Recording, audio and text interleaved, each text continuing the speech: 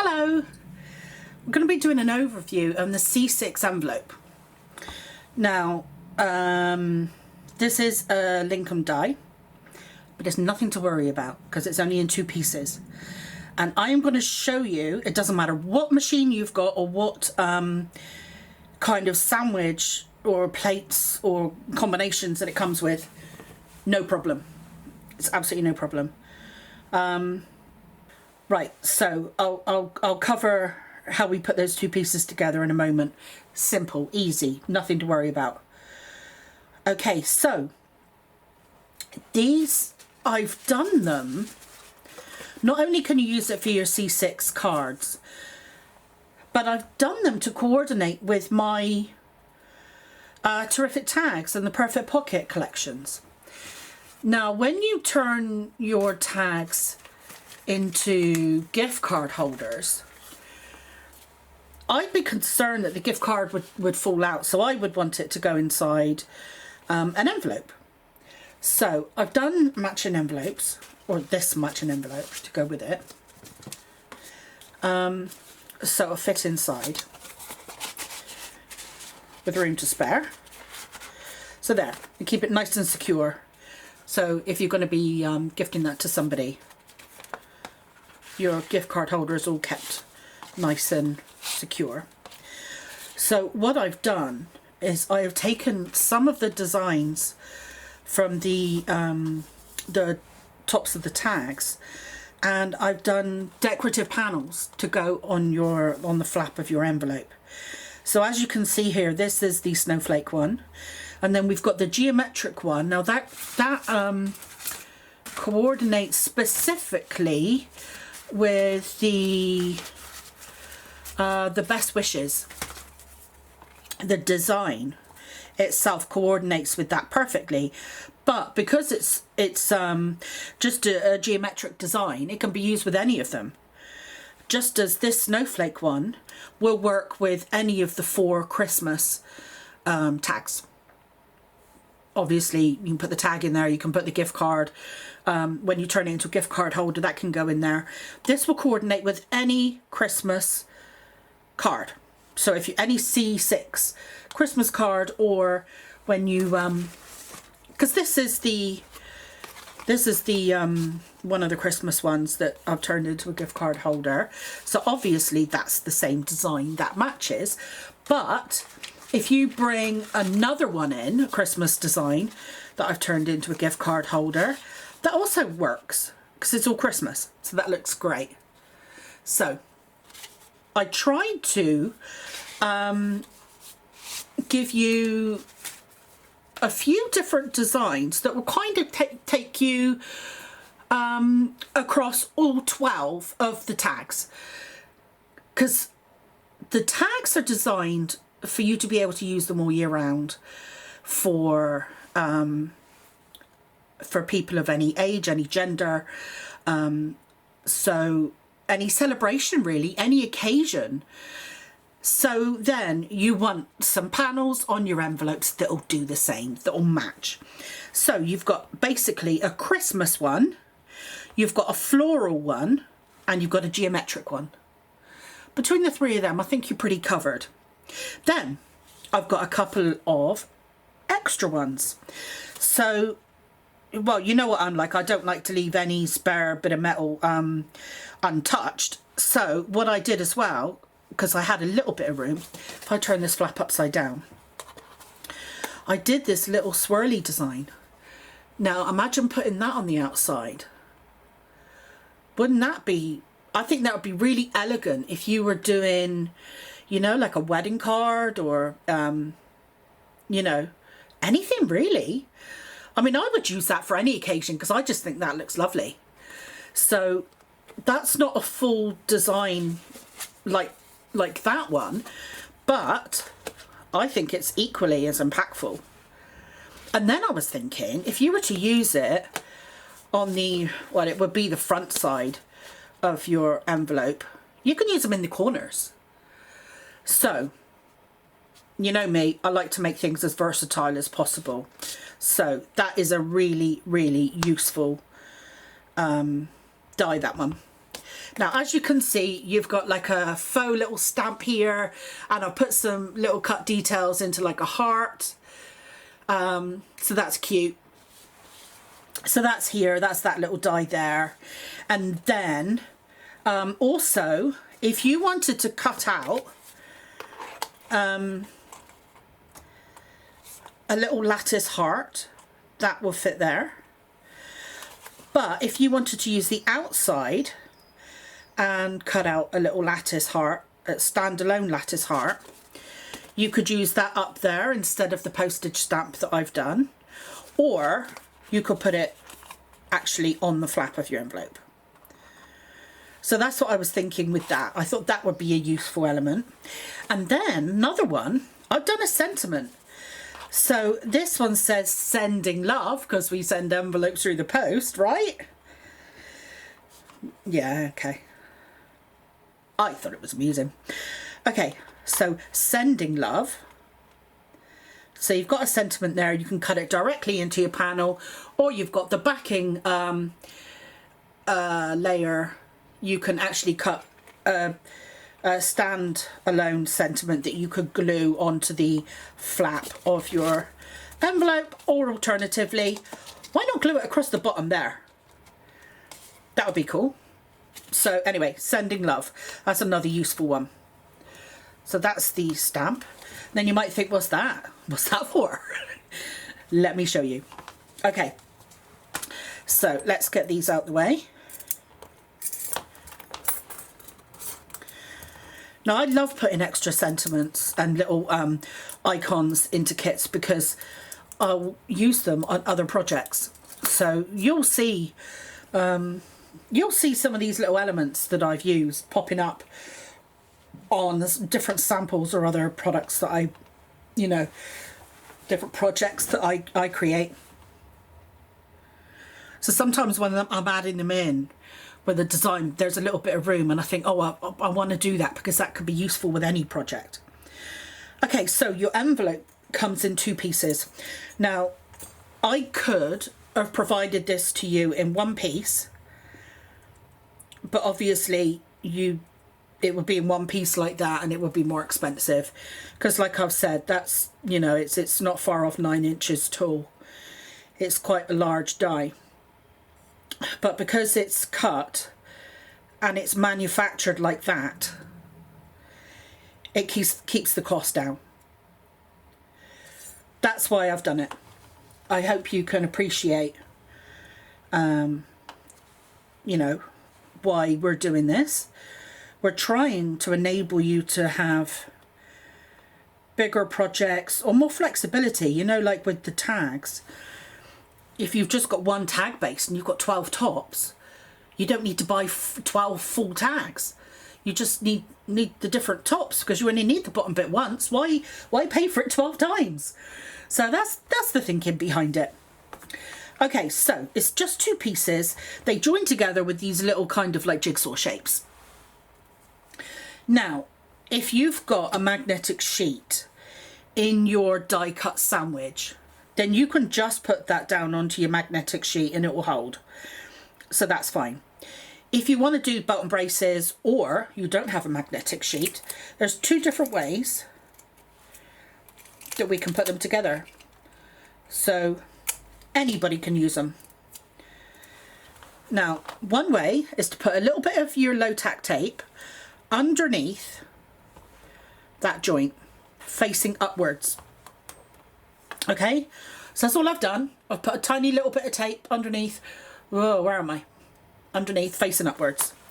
So then when you put your little jigsaw piece into place, it holds them together. Look, it's all moving around together. Lovely.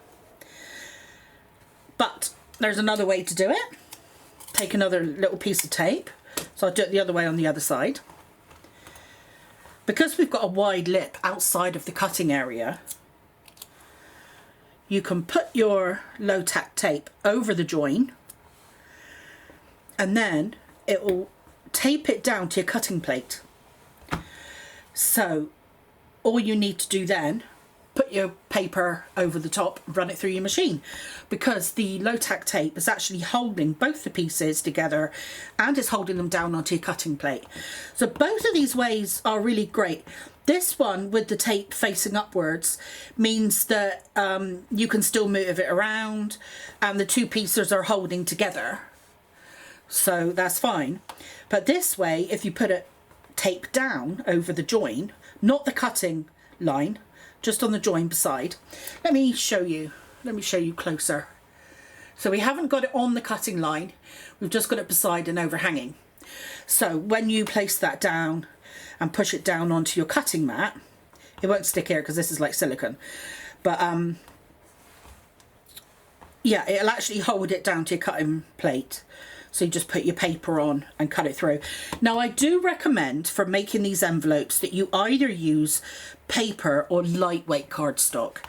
The heaviest I really would recommend is, you know, this textured cardstock that lots of companies do. This is 225 if I remember right. This is American Crafts. And it's that texture cardstock. Is that focusing? I think so. I think you can see the kind of cardstock it is. So that's very lightweight cardstock. And what I mean by that is, because a lot of the construction I do, I use over 300 GSM. I mean, for instance, on this box, I was using 300, and because it wasn't really as strong as I wanted, I cut a second tag to put on the back. So that's 600 GSM on the back there. So I really do like, I mean, this box here that I did in the last video, this is 350 GSM, the cardstock that I'm using there. So when I'm doing construction, I really like heavy weight cardstock. But for this, you don't want it too heavy. That, I think, like I say, is American Crafts, and I think it's about 225 GSM. And honestly, there's no need to go any heavier. If you've got some lightweight cardstock, I've got lots of it. You know, you buy a pack of paper or cardstock, and you buy it for the colours or whatever, and when you get it home you think, oh, it's a little bit lightweight really. Well, that's perfect for your envelopes. Use it up. So I'm the same. I bought some papers because I loved the colours. And this is like a blush pink. And then it came with some matching glitter cardstocks. I think it was from Hobbycraft. And it had different pastel colour papers in there, and they weren't cardstock, it's definitely like a paper, but then it had these matching kind of glitter papers to go with it. So I absolutely love the colour, so I got it, but I don't really use it very often because it's a bit lightweight, but for this it's perfect. So what you want to do, you want to cut this twice. So, you know, do whatever method to put the two pieces together. And then when you cut it out twice, this is the piece that comes out. So you've got a couple of score lines. You've got a score line across the bottom, up the side, and then obviously you've got your flap there at the top. So let's move this out the way. See, it holds together. It's absolutely fine. Although one thing I will say is when you're using Lincolns, maybe just don't use too much pressure in your machine because it doesn't really need it. Okay, so you've cut this piece out twice now, and I would say this is probably about, or maximum of 150 GSM. Perfect. It's absolutely perfect for this, especially being double-sided. Okay, so what you want to do, you've got the score across the top. Let's bend that so we can see it a little bit easier. Actually, let's bend all of the, oops, didn't do that one right.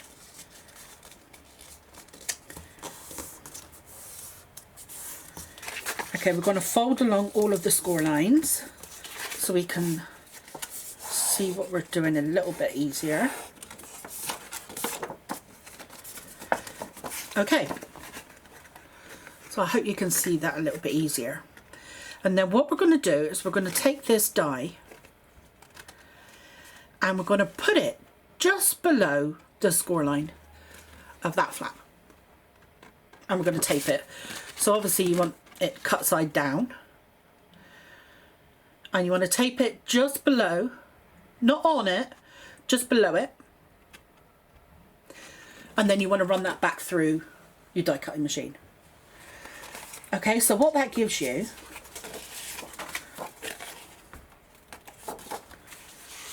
with your second piece, you put it across there, put it across there, run it through, and then that bit comes away. Okay, now let's fold along the score line on the side. We need both of the side score tabs, but we only need one bottom, so we don't need that one, so let's chop that off. I'm going to do it with my scissors here, but you don't, you know, you can just pop it in a paper trimmer.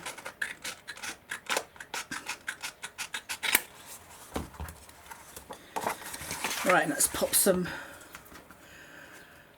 tape on.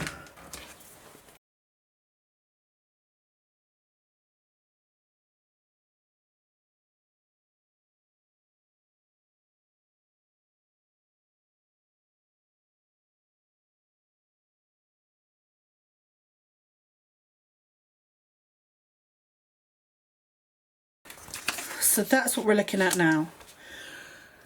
So we've chopped the flap off that one and given ourselves a nice decorative edge. We've got two side panels, or two side tabs, and one bottom tab. So with this one, we've cut the top off, cut the bottom off. Top and bottom. That's easy to remember, isn't it?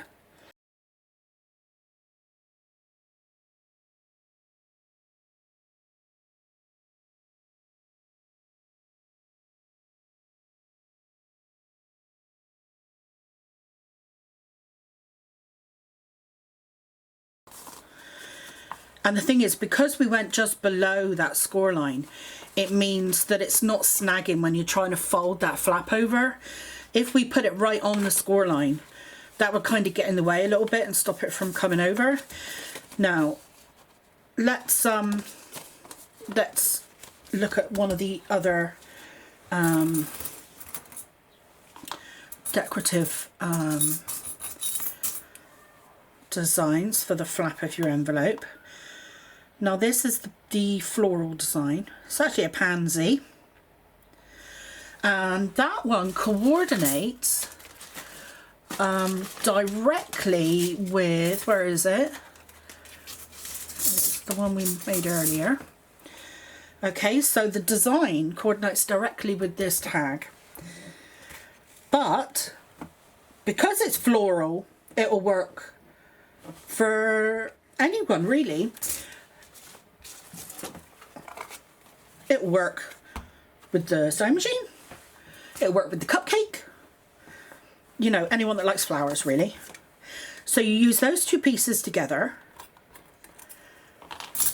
and that gives you this little glittery element. And I'm just gonna pop some glue on here and pop it down to my panel.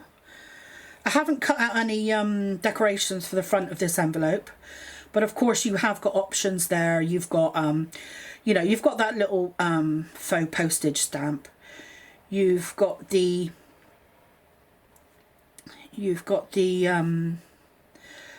lattice heart, you've got the sentiment, you've got that scrolly design that you could use as little corners. You know, you've got quite a few little elements. Okay, I don't want to put too much glue on that right now.